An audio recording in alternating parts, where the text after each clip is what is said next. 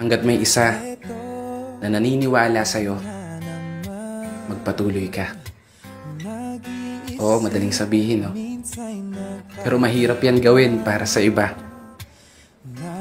Sa iba, na pinili na lang talikuran yung mga pangarap nila.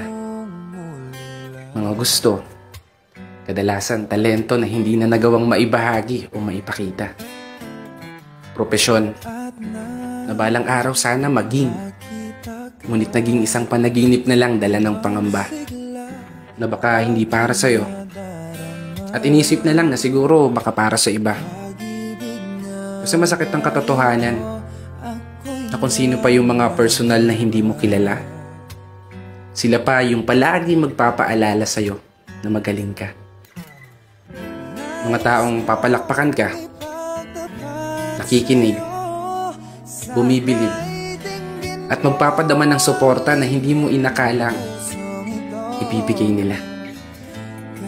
Suporta na inasahan mo sanang manggagaling sa mga taong masasabi mong pamilya, kaibigan, mga kakilala na tinuturing mong mga gasolina. Dahilan ng bawat gana sa araw na pinipilit mong umarangkada. Pero hindi doon nagtatapos ang kwento mo.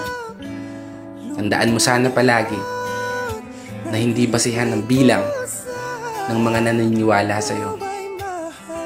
Ang importante sa lahat, maniwala ka sa sarili mo.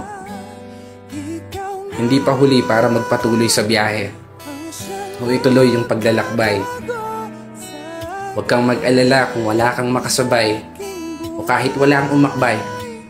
Magtiwala ka lang sa mga paa mo na siyang magdadala sa'yo sa tagumpay.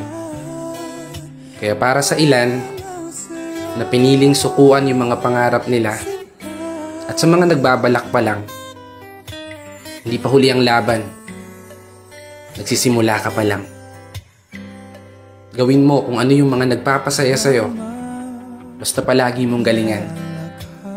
Isang tabi yung pagdududa at alinlangan na baka hindi nila magustuhan.